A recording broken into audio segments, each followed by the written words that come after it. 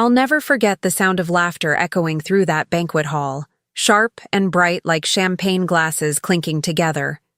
It was Mark's 40th birthday, a milestone he insisted on celebrating in style. Rented ballroom in downtown Milwaukee, catered buffet, a live band, the works. He'd been bragging for weeks about how many clients and colleagues would be there. "It'll be the event of the year," he'd said, smirking like the king of his own castle. When I walked into the hall, heels clicking against the marble floor, I expected to see him schmoozing with his business partners. Instead, the first thing I saw was his hand sliding up Kayla's thigh. His assistant. Her laughter, shrill, nervous, cut through the music as his lips grazed her neck. I froze. The room didn't. People whispered, phones tilted discreetly to record. I felt their stares burning into my skin, but my eyes locked only on him. On them. My husband of 12 years, the man I sacrificed for, pawing at a girl young enough to still be paying off her student loans. Mark. My voice wasn't loud, but it was enough to slice the air. His head jerked up, his hand still resting on her leg like he couldn't decide whether to pull it back or double down. "Rebecca," he started, but I didn't let him finish. I walked straight up, my body trembling but my steps steady. The smell of her perfume hit me before I even reached them. Sweet, sugary, cheap. Kayla looked like a deer caught in headlights. Mark, on the other hand, had the audacity to smirk. "Happy birthday," I said, loud enough for every table to hear. And then I slapped him. The crack echoed. Conversations halted. Even the band stopped mid-song. His cheek flushed red instantly, and he stumbled back half a step. Gasps rippled through the crowd. One woman actually clapped before realizing what she was doing. "You really thought you could drag me here, parade me around, and humiliate me under my own nose?" My voice shook with rage but carried. I could feel the heat rising up my throat, tears threatening to spill, but I refused to let them. Not here. Not now. Mark tried to recover, pulling on that fake charm. "Rebecca, you're overreacting. It's not what it looks like." I laughed, harsh and bitter. "Not what it looks like? Your hands on her thigh, your lips on her neck, and it's not what it looks like? Do you think I'm blind or just stupid?" Kayla opened her mouth, maybe to apologize, maybe to explain, but I turned on her so fast she froze. Don't you dare." The silence was suffocating.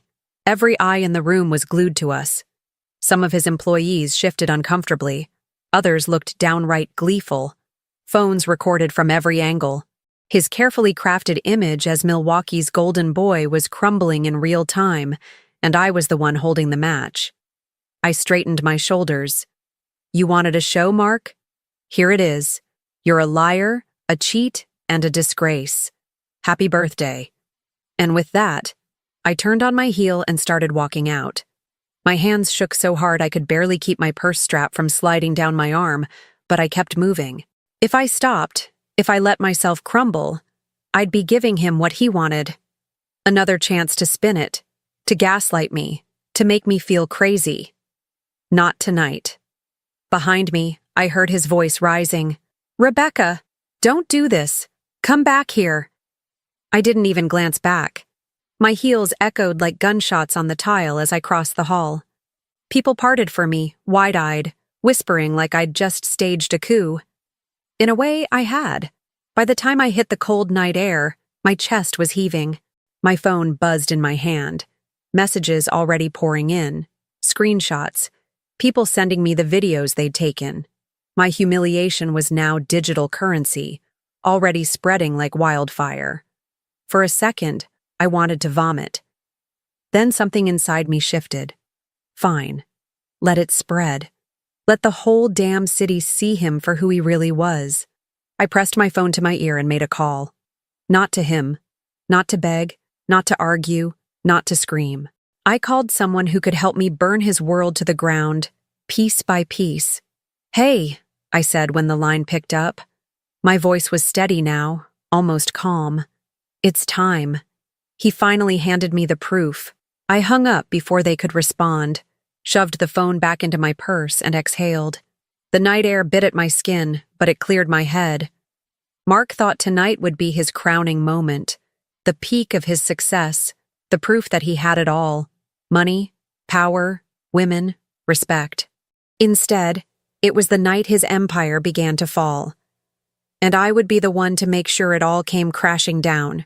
The night of his birthday party kept replaying in my head, looping like a cruel highlight reel. But betrayal doesn't happen in a single moment. It grows in shadows, hiding behind excuses, feeding on trust. Looking back, I can see the cracks. I just refused to admit they were there. Mark and I met in college. He was the charming business major with ambition dripping off him, and I was the grounded one, studying accounting, practical to a fault. He used to tell me I made him feel anchored, that without me he'd float away in his own ego. I thought that was romantic.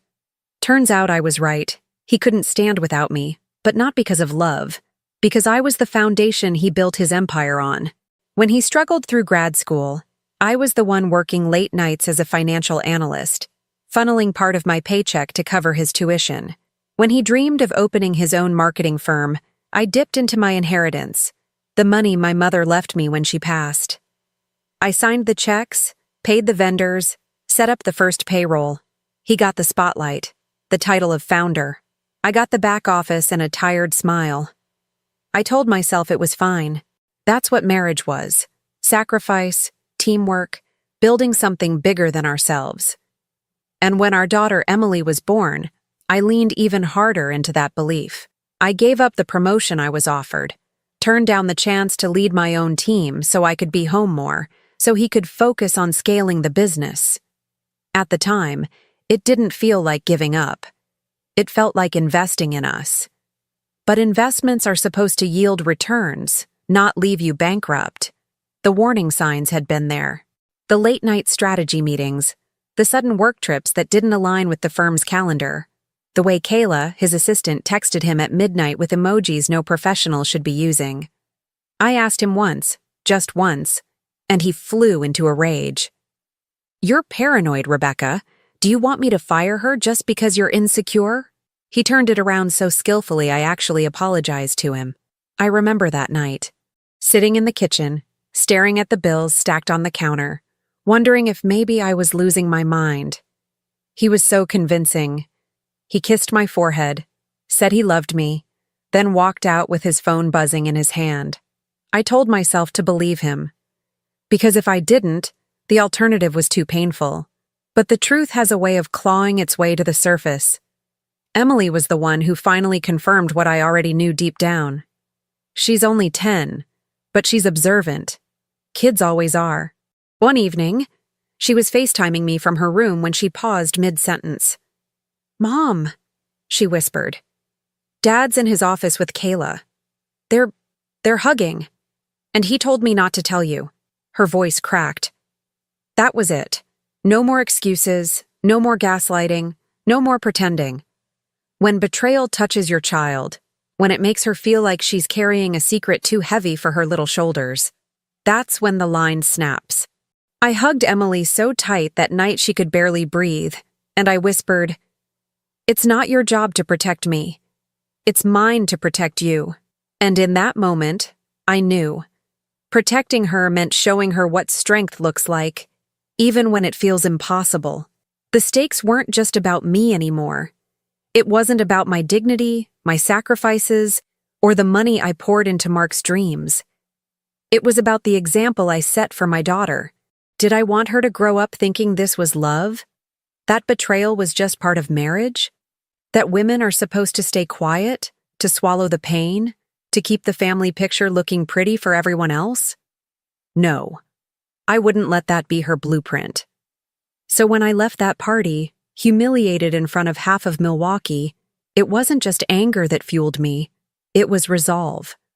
Every sacrifice I had made, every warning I ignored, every dollar I invested, it was all about to be repaid in full. And the debt collector's name was Rebecca Morris. The next morning, my brother Michael came over. He didn't even wait for me to explain. He'd already seen the videos circulating online. He sat across from me at the kitchen table, silent for a long time. just watching me stir cold coffee I couldn't bring myself to drink. Finally, he said, "You don't need to convince anyone anymore. The whole city saw it." He exposed himself. "Now you decide what happens next." I looked up at him, my throat tight. "I can't believe I didn't see it sooner." "You saw it," he said gently. "You just didn't want to admit it. But now it's undeniable, and he has no idea who he's dealing with." That was the confirmation I needed. Not just from Emily, not just from the footage burned into everyone's phones, but from someone who knew me before Mark, before the sacrifices, before the lies. Someone who believed I was capable of taking back control, and for the first time in years, I believed it too. The morning after the party, I woke up with a pounding head. Not from alcohol, but from the weight of everything crashing down. My phone was still buzzing. Missed calls, texts, voicemails. Mark's name lit up the screen over and over, but I didn't answer. I lay there in bed staring at the ceiling, my chest tight, until I finally said out loud, "No more." That was the moment the shift happened. I wasn't the victim anymore. I wasn't the woman standing in the middle of a ballroom, slapped with humiliation. I was the woman holding the detonator. The first call I made wasn't to Mark. It was to my lawyer. "Rebecca," she said, her voice sharp but steady. "I saw the video. Half the city has. Do you want to move forward?" "Yes," I said without hesitation. "Full divorce, custody of Emily. I want everything protected." "Then start gathering," she replied. "Financial records, texts, emails, anything. Don't delete anything. And don't let him know what you're doing." That advice settled in my bones. Don't let him know. Let him keep underestimating me. It would make the fall that much harder. I spent the rest of the day tearing through file drawers, opening every email, downloading every bank statement. Every sacrifice I'd made was written in black and white. The checks I'd written from my inheritance to fund his business. The accounts where his work dinners mysteriously showed up as charges at hotels. The Venmo payments to Kayla labeled with innocent emojis, champagne bottles, hearts, even one with a little house. Bold as hell. By noon, I had enough evidence to bury him. Next, I called the bank. "I need to freeze the joint accounts," I said, "and I want all transfers monitored." The woman on the other end asked, "Is this due to suspicious activity?" "Yes," I answered, my voice flat. "Fraud, on my husband's part." She didn't question me further. Within hours, Mark's plastic kingdom started crumbling. Then I moved to the house. Every picture on the walls, every piece of furniture suddenly looked like it belonged to a stranger. This was the house I'd poured my soul into. Every color, every corner chosen to make it a home. Now it was just a stage set for betrayal. I opened my laptop and contacted a realtor. "I want an appraisal," I said. Quietly. Discretion is everything. That evening, I started boxing up my life. Not out of sadness, but out of strategy. Important documents, jewelry my mother left me, Emily's schoolwork and photos, all went into containers I stacked in the garage, ready to move. Emily sat on the floor beside me, drawing in her sketchbook, and every so often she'd glance up at me like she was making sure I wasn't going to break. I didn't. Not in front of her. The first confrontation came sooner than I expected. Mark burst through the front door around 9, his tie loose, his face blotchy with anger. "Rebecca, what the hell are you doing freezing the accounts? My card got declined at lunch in front of clients.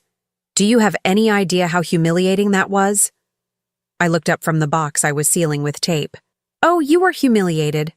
How tragic. I'll send you tissues." He slammed his hand against the wall. "This isn't funny. You're overreacting. We can work this out privately, but cutting me off financially? That's low, even for you." I stood slowly, my heart pounding but my voice calm. "You want to talk about low? Try cheating on your wife with your assistant at your birthday party in front of everyone. Try gaslighting me for years while you burned through my inheritance. Low doesn't even begin to cover it." His jaw clenched. He glanced at Emily, then lowered his voice. "Keep your voice down. She doesn't need to hear this." She already knows, I snapped. And she'll know every lie you told every time you tried to make me feel crazy. Because I won't carry your secrets anymore. For the first time in a long time, he looked rattled. His bravado cracked. Rebecca, let's just slow down. We can figure this out. I'll fire Kayla. I cut him off. It's too late.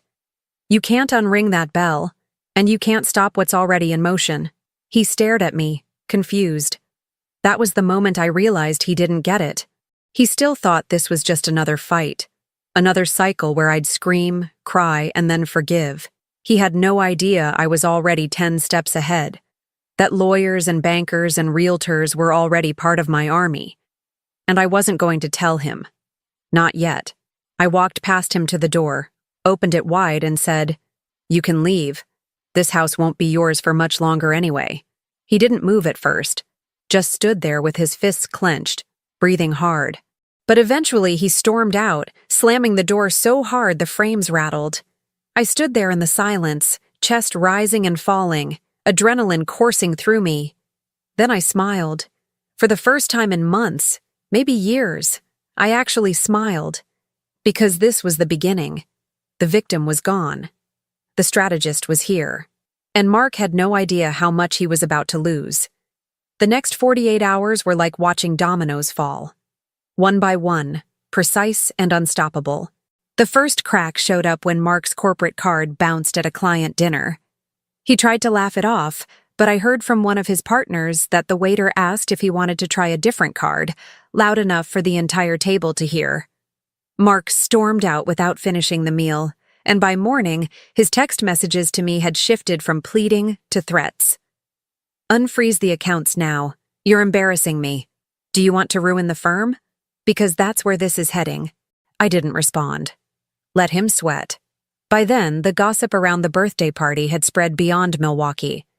Videos were making the rounds on LinkedIn, TikTok, even a local news segment hinting at a prominent businessman caught in scandal. Kayla's face was front and center. Her Instagram went private overnight, and word leaked that she'd stopped showing up to the office. I imagined the whispers she endured walking through the door, co-workers side-eyeing her, wondering if she'd destroyed her own career over one drunken kiss in the wrong place at the wrong time. Except it wasn't one time. And I had the bank records to prove it. Friends started reaching out to me, not him. Women I barely knew. Wives of his partners, mothers from Emily's school, sent me messages of solidarity, screenshots of their husbands' group chats where Mark was the punchline. "He's finished," one message read.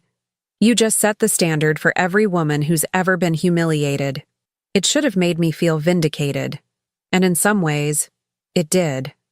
But mostly, it made me realize just how quickly public opinion shifts. The same people who had toasted him days earlier were now tearing him apart. That was the world he wanted. Flashy, public, performative. And now, it was eating him alive. Meanwhile, Emily noticed the tension. She came home from school quiet, clutching her backpack straps. When I asked what was wrong, she hesitated before saying, "Dad called me at lunch. He sounded different, scared. He asked if I wanted to come stay with him for the weekend." My chest tightened. "And what did you say?" She looked at me, her eyes wide and steady. "I told him I'm staying with you. I don't want to be around him right now." That broke me in a way his betrayal hadn't. Because my daughter saw through him too. She wasn't blind to the consequences, and she wasn't going to let him spin it. The following day, I met with Michael and my lawyer to go over next steps. "He'll fight dirty," she warned, "but you've already hit him where it hurts, his money and his image. Keep pressing. Don't give him an inch." I nodded. He deserves worse than an inch. That night, Mark showed up at the house again. His suit was wrinkled, his hair a mess, a man unraveling. He pounded on the door until I opened it. "You're destroying me," he said, his voice hoarse. "Do you understand? The firm is in chaos. Clients are pulling contracts. Kayla's threatening to sue. And you're sitting here acting like you've won." I didn't flinch. "I don't have to act. You destroyed yourself, Mark. I'm just letting everyone see it." His eyes darted around, desperate, like he wanted to find something, anything, he could use to flip the script. But there was nothing left. Not in this house, not in this marriage. He leaned in closer, his voice dropping to a hiss. You think you can erase me? You'll regret this, Rebecca. I met his glare without blinking. The only regret I have is not starting sooner. I shut the door in his face and turned the lock. On the other side, I heard his fists hit the wood once, twice. Then silence. Inside, Emily peeked out from her room. Is he gone? Yes, I said softly. He's gone. And for the first time, I believed it. The man I once loved was already disappearing. What was left was just the fallout. And I wasn't finished watching it burn. My mother-in-law thought a family dinner would clear the air. She called me herself, her voice strained, asking if I could just sit down with Mark, his parents, and his brother at their favorite steakhouse. For Emily's sake, she added, like that was supposed to guilt me into submission. I almost said no, but then I realized this wasn't a trap. It was an opportunity. The restaurant was crowded that night, packed with the usual Friday rush. We were seated at a long table near the center, where everyone could see us.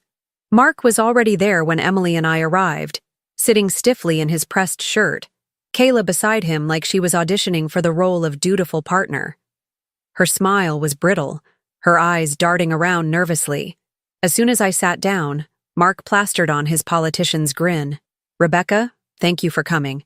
I think it's important we show the family, and Emily, that we can handle this like adults. I almost laughed. Handle what? The fact that he'd turned his marriage into a sideshow attraction?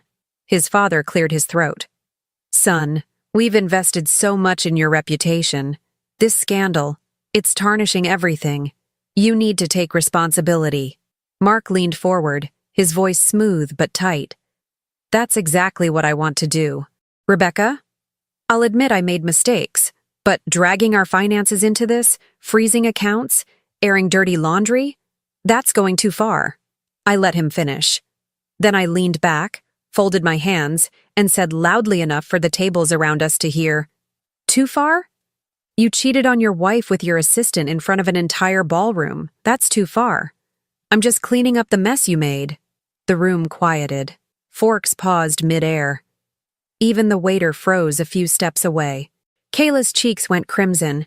She tried to slide her hand into Mark's, but he pulled away, embarrassed. That tiny movement said everything. She wasn't an equal partner. She was collateral damage. I pulled my phone from my purse and set it on the table. Do you want me to show them the receipts? The hotel charges? The Venmo transfers with champagne emojis? Or maybe the video from your birthday party that's already viral? His mother gasped. His brother muttered, Jesus, Mark. Mark's face drained of color. Rebecca, put that away. No, I said, my voice clear and steady. Because this isn't just between us anymore. You humiliated me publicly, so I'll return the favor. You want to pretend to be a family man while sneaking around with your assistant? Then let everyone in this restaurant see who you really are. Gasps rippled around the room. Someone actually pulled out their phone to start recording. Kayla stood up abruptly, her chair scraping against the floor. I'm not doing this, she snapped, her voice shaking. I didn't sign up to be destroyed along with you. Without another word, she grabbed her purse and bolted for the door. The silence she left behind was deafening. I leaned forward, locking eyes with Mark. You can spin it however you want.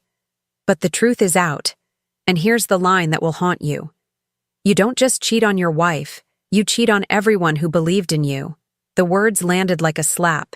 I could see people at nearby tables whispering, repeating the line under their breath, already spreading it like wildfire. Mark opened his mouth, but nothing came out. His father shook his head, disgusted, while his mother covered her face with her napkin. I stood, smoothed my dress, and looked down at him one last time. You built your reputation on lies. I'm just making sure everyone knows it. Then I walked out of that restaurant with Emily by my side, our heads high, while Mark sat there in silence, abandoned, exposed, and utterly humiliated again. I knew Mark wouldn't go down quietly. Humiliation was his worst fear, and after the birthday party and the restaurant blow-up, he was desperate to salvage what was left of his reputation. So, he did what men like him always do. He went on camera. 2 days after Kayla abandoned him at that dinner table, a clip popped up online. Mark, sitting stiffly in a local TV studio, perfectly groomed, pretending he was the victim. He leaned forward, voice trembling just enough to sound authentic, and said, "I'm a husband and a father first. My wife has been going through personal struggles, and unfortunately, some misunderstandings were made public. I ask the community to give us privacy while I focus on repairing my family. I watched it in my living room, fists clenched. Personal struggles? Misunderstandings?" He was rewriting the narrative in real time, painting me as unstable, jealous, vindictive. The comments started pouring in beneath the interview. "Poor guy. His wife sounds crazy. He deserves privacy, not this circus." For a brief moment, panic clawed at my chest. What if people believed him? What if the sympathy swung in his direction? Then I remembered what I had in my possession. Proof, receipts, screenshots. I opened my laptop and drafted an email to a trusted journalist I knew through Michael. I attached everything: the hotel bookings, the Venmo transfers, the late-night text messages with heart emojis, even a screenshot of Kayla thanking him for the birthday surprise at the Marriott. I ended the email with one sentence: "This isn't about privacy. This is about truth." The story broke within hours. Headline: Local businessman's misunderstandings. Exposed: affair receipts. Tell different story. Screenshots splashed across news sites and Twitter feeds. People compared his TV statement to the evidence now circulating online. The hashtags started trending: misunderstanding my ass and receipts don't lie. By evening, the comments had shifted. He really tried to gaslight the entire city. His wife deserves everything. What a snake. Imagine blaming her personal struggles while sneaking off to hotels with your assistant. Mark's credibility wasn't just dented, it was obliterated. Every interview request after that wasn't about his firm's success. It was about his lies. And then came the viral moment that sealed it. Someone clipped my line from the restaurant confrontation. "You don't just cheat on your wife, you cheat on everyone who believed in you," and overlaid it with images of his receipts. The video racked up hundreds of thousands of views overnight, reshared by influencers and community leaders. My words became the caption to his downfall. I woke up the next morning to Emily showing me TikToks where teenagers lip-synced my line, laughing as they mocked him. "Mom," she said, wide-eyed, "you're trending." It wasn't fame I wanted, but it was power. For once, the narrative was in my hands, not his. Meanwhile, Mark's firm started bleeding clients. No one wanted their brand tied to a man whose scandal had become a hashtag. His partners issued a public statement distancing themselves, calling his actions a betrayal of professional ethics and community trust. Kayla, too, broke her silence. She posted a shaky video on Instagram, tears streaming down her face, saying she had been manipulated and misled. Whether she meant it or not didn't matter. The damage was done. She wasn't standing by him anymore. By the end of the week, Mark was fully exposed. The man who once strutted through Milwaukee shaking hands and making deals couldn't walk into a coffee shop without whispers trailing him. He tried to delete his social media accounts, but screenshots live forever. And the best part? I didn't have to lift a finger after that first leak. The public carried the torch for me. His downfall wasn't just mine to witness. It belonged to everyone who'd ever believed in him, invested in him, or been fooled by his act. I had shown the truth, and the truth had destroyed him. The truth had already burned through his public image, but I wasn't satisfied with humiliation alone. Public opinion shifts with the wind. Bank statements and court orders don't. That's where I intended to crush him, in the cold, unfeeling precision of the law. My lawyer, a woman named Harper, was merciless in a way I envied. She didn't blink, didn't soften her tone, didn't hesitate to use every weapon at our disposal. "Rebecca," she said, sliding a thick folder across her desk. "We're not just filing for divorce. We're dismantling him, piece by piece." Inside that folder were the documents I had been gathering: financial records, proof of my inheritance funding his company, receipts of his infidelity. It was all organized into a narrative so tight it could strangle him. The first hearing was brutal, for him.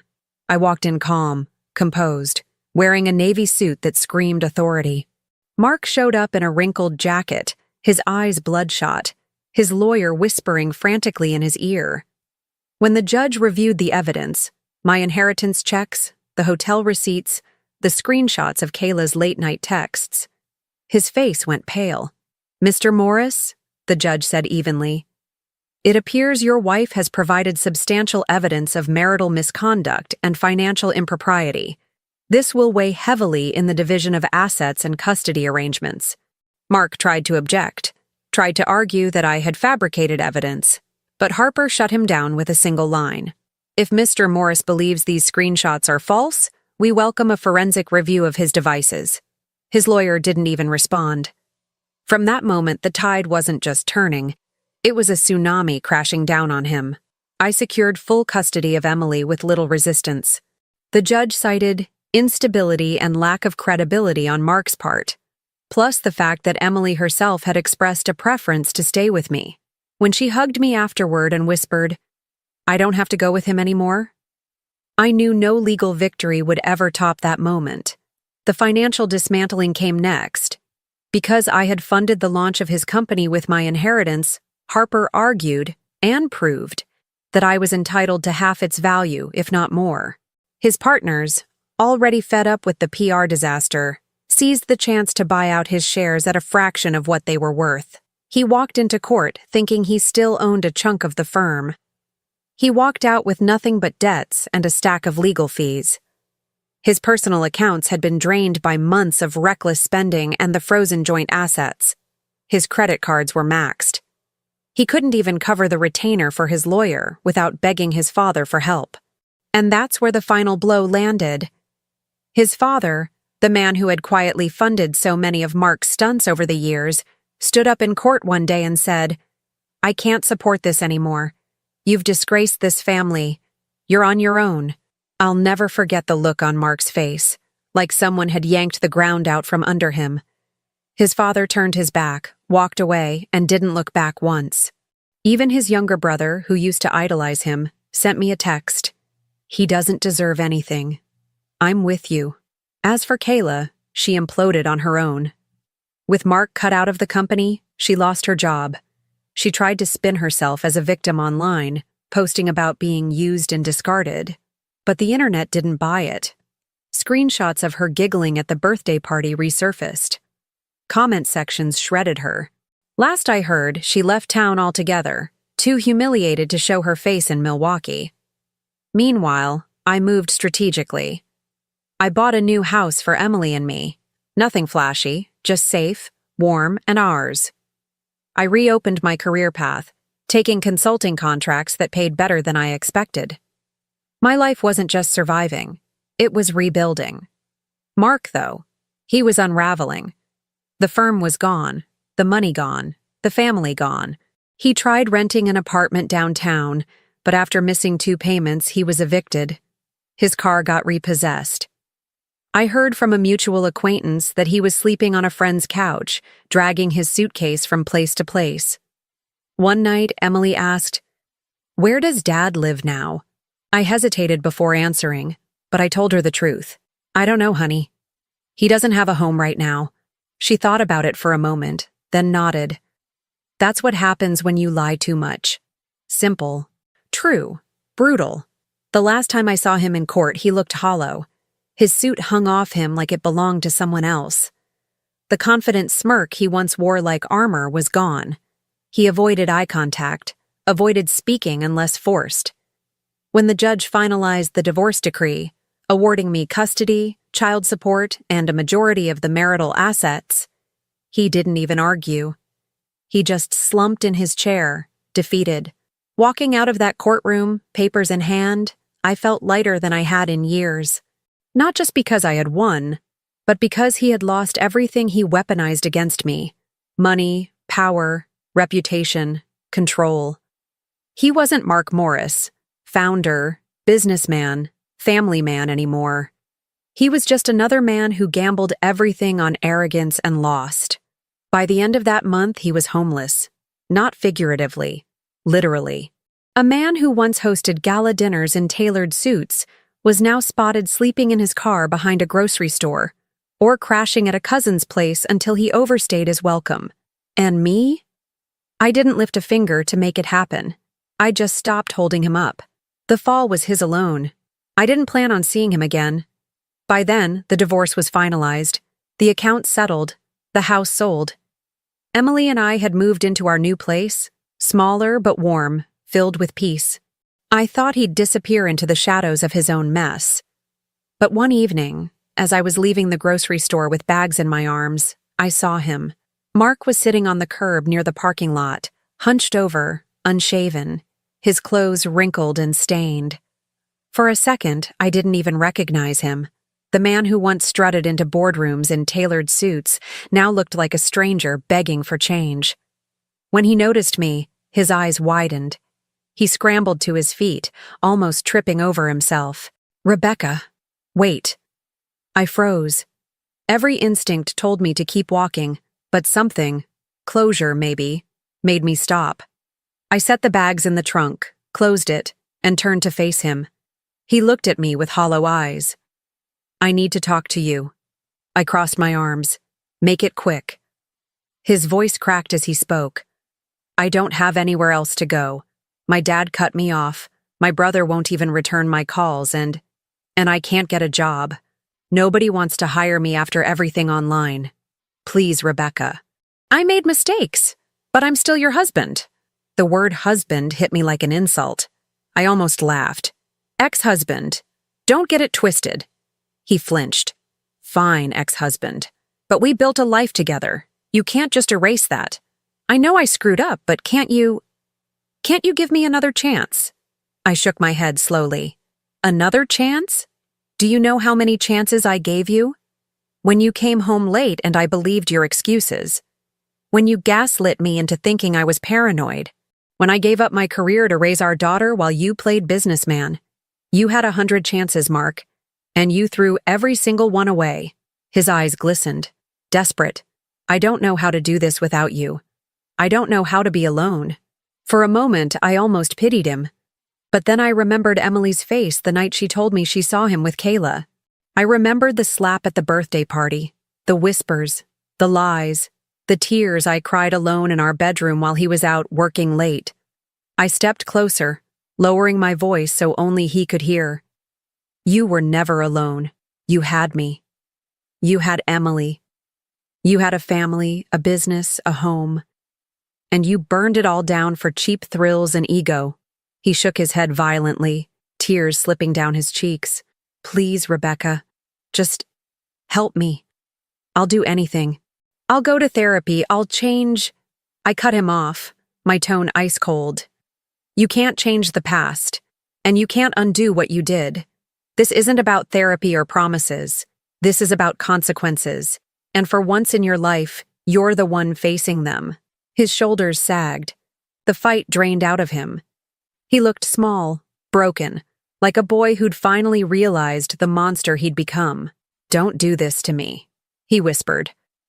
I leaned in, my eyes locked on his. "I'm not doing anything to you. You did this to yourself."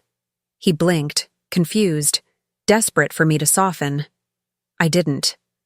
"You're the architect of your own destruction," I said, my voice clear, steady, final. And with that, I turned, got into my car, and drove away.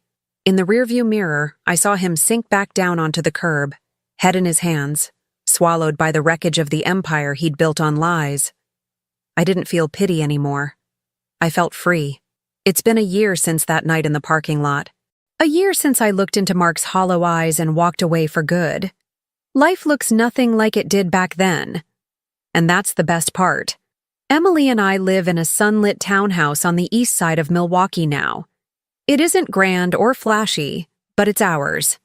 She has a room full of sketches taped to the walls, and I have a small office where I've rebuilt my career on my own terms. I went back into consulting, and within months I was working with clients who valued me. Me, not my connection to Mark or his firm. The money is steady, the work fulfilling, and every dollar feels like mine, not something filtered through his hands. More importantly, Emily has changed. She's lighter somehow, freer. I see it when she laughs with her friends, when she brings home her A's from school, when she curls up next to me on the couch without that anxious look in her eyes. Once she asked me, "Mom, are we safe now?" And I answered with absolute certainty, "Yes, we are." And I meant it. Mark, on the other hand, is a ghost of his former self. The man who once thrived on attention is now invisible. Word around town is he's drifting from job to job, never lasting more than a few weeks. His father has cut him out of the family trust. His brother won't return his calls, and Kayla vanished from the city altogether. He's nobody's leader, nobody's husband, nobody's father. Sometimes I catch snippets of him in the background of someone else's story, spotted begging for work at networking events, seen leaving a shelter downtown. But he's not my story anymore. He's just a cautionary tale people whisper about before moving on to something more interesting. And I've never felt more at peace. Betrayal nearly broke me, but it also rebuilt me. I found strength I didn't know I had, a voice I refused to silence, and a future I now shape without fear. My daughter doesn't see her mother as a victim. She sees her as a woman who stood her ground and refused to settle for less than respect. Sometimes, late at night, I think about all the versions of myself I had to bury: the trusting wife, the self-sacrificing partner, the woman who looked the other way. They're gone now, and in their place is someone sharper, wiser, freer. Mark thought he was taking everything from me when he betrayed me. What he really did was hand me the key to my own freedom. And that's the truth I'll carry with me forever. Betrayal is painful, yes, but it's also the fire that clears the path. I walked through it, I survived it, and I came out the other side unburned, unstoppable, and finally, free. Thank you so much for watching and staying with me through this story. If it resonated with you in any way, or if you've lived through something similar, I'd love to hear your thoughts or experiences down in the comments. Your voice matters here. Sharing these stories reminds us we're not alone. And if you found this video powerful, please don't forget to hit that like button and subscribe to the channel. It really helps us grow.